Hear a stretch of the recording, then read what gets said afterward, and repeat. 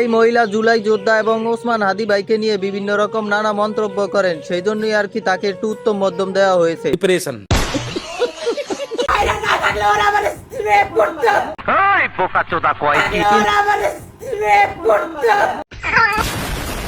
কিন্তু উনি বলতাছে সাংবাদিক ভাইরা না থাকলে ওনাকে র্যাপ করতো। মানুষের লুচি এতটাও খারাপ না যে তোমাকে র্যাপ করবে। আমাকে বিয়ে করতে হলে 30 লাখ টাকা মাসে ইনকাম থাকতে হবে। 30 লাখ টাকা মাসে ইনকাম থাকতে হবে। 30 লাখ টাকা কখনো একসাথে চোখে দেখছো? তুই মুখে যে আটা মাখছো সেই আটা কিনতে বড় জোর 30 টাকা লাগতে পারে। নিজের চেহারাটা কখনো আয়নায় দেখছো? তোরে কে বিয়া করবো? আর তুই বলতাছস তোরে বিয়া করতে 30 লাখ টাকা লাগবে। 30 লাখ টাকা তোর। স্ক্রিনে যেই লোকটাকে দেখতাছেন এনার নাম হচ্ছে বাউল ভাই। এনার একটা বড় পেজ রয়েছে চলন বিলের আড্ডা। এই লোকটাকে মূলত মানুষে ভিউ ব্যবসায়ী বলে বেশি আখ্যায়িত করে থাকেন। শুধু এনাকেই না, এনার মতো এমন অনেক লোক আছে যাদেরকে আপনারা ভিউ ব্যবসায়ী বলে থাকেন। তাতে আমার বাল ছেঁড়া গেল। কিন্তু এই লোকগুলো ভিউ ব্যবসায়ী করে বন্যায় কবলিত মানুষের পাশে দাঁড়ায়, গরিব অসহায় মানুষকে সাহায্য সহযোগিতা করে, ঠিক বলেছো, মসজিদ মাদ্রাসা করে। তাহলে ভিউ ব্যবসা কেন নয়? আপনারা কি পারছেন? আপনারা যারা তাদেরকে ভিউ ব্যবসায়ী বলেন তারা কি পারছেন চট্টগ্রামে বন্যায় কবলিত মানুষের পাশে দাঁড়াতে, গরিব দুঃখী অসহায় মানুষকে সাহায্য সহযোগিতা করতে, যাদের ঘর নাই তাদেরকে ঘর দিতে বা মসজিদ মাদ্রাসার জন্য কিছু করতে? ভিউ ব্যবসা করে যদি মানুষকে সাহায্য সহযোগিতা করা যায়, যদি ভালো কিছু করা যায়, তাহলে বাংলার প্রতিটি ঘরে ঘরে যেন একজন করে ভিউ ব্যবসায়ীর জন্ম হয়।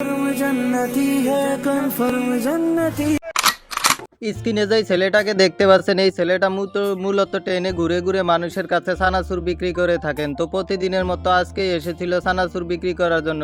জি স্যার, আপনি ঠিক বলিয়াছেন। কিন্তু সে ট্রেনের ভিতরে ঢুকতে পারে নাই, তাই সে ইঞ্জিনের উপরে উঠে বসে। কিন্তু কিছুক্ষণের মধ্যে আকাশ মেঘলা হয়ে বৃষ্টি আসতে শুরু করে। তারপর সে ট্রেনের লোকজনকে ডাকে তার চানাচুর গুলা ভিতরে ঢুকানোর জন্য। ক্যামেরার পিছনে যে লোকগুলা দেখতে পাচ্ছেন, এই লোকগুলা মূলত ট্রেনের লোক।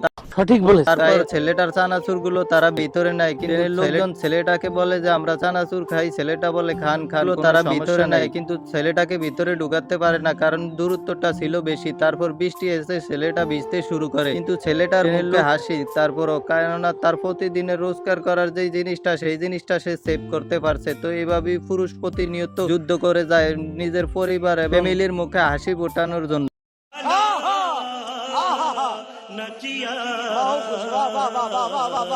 স্পেনে খেলার সময় যখন আমি মাঠে লামি আলামকে দেখলাম, ফিফা বিশ্বকাপে স্পেন এবং আর্জেন্টিনার ফাইনাল ম্যাচ দেখে না, এরকম লোক খুঁজলে খুব কমই পাওয়া যাবে। কিন্তু স্পেনের ম্যাচে তো আমরা লামি আলাম নামে কাউকেই পালাম না। এখন খালাম্মা কার কথা বলতেছে? বুঝো না এই ব্যাপারটা? কিভাবে বুঝবো? খালাম্মা লামি আলাম বলতেছে, কিন্তু আমরা তো স্পেনের প্লেয়ার বলতে চিনি লামিনী আমালকে। ডিপ্রেশন। বিশ্বাস করেন আমার মনে একটা ঘন্টা বেজে গেল। তোমাকে যদি সে পাইতো, তোমার যে ঘন্টা বেজে গেছে এই ঘন্টা বাজাইতে বাজাইতে তোমার অবস্থা সারা করে দিত। যে ইস, আমি যদি এই ছেলেটাকে পাইতাম।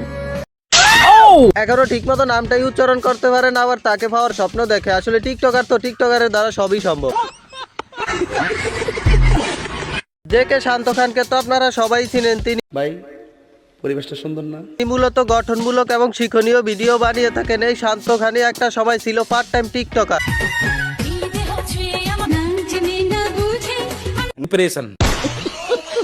জে কে শান্তকে একটা ইন্টারভিউতে জিজ্ঞাসা করা হয় আপনারা কেন ভিডিওতে মেয়ে ব্যবহার করেন না? তারা বলেছে যে মেয়ে ছাড়াও ভালো ভিডিও বানিয়ে ভালো কিছু করা যায়, সেটাই আমরা মানুষকে দেখিয়ে দিব। তাহলে এটা কি মেয়ে না নাকি তার বউ?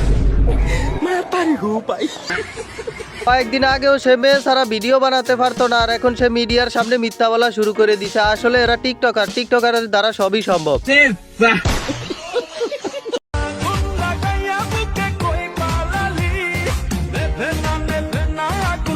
আসলে হুজুরের এই ভিডিওটা দেখার পর আমার কি বলবো, বলার মতো কোনো ভাষা নেই। আসলে এই হুজুরদের কারণেই এখন সব হুজুরদের প্রতি মানুষের বিশ্বাস উঠে গেছে। পাঞ্জাবি টুপি দাড়ি থাকা সত্ত্বেও হুজুর এরকম একটা কাজ করতে পারলো যেটা সত্যি মানার মতো না। ও আমার রসের বাবি, তোমার কাছে একখান দাবি, মনের দুখান কথা শুনিও। তেমন কিছু না, শয়তান যখন ছুটিতে থাকে তখন এদেরকে দিয়ে যায় শয়তানি করার জন্য। ডিপ্রেশন।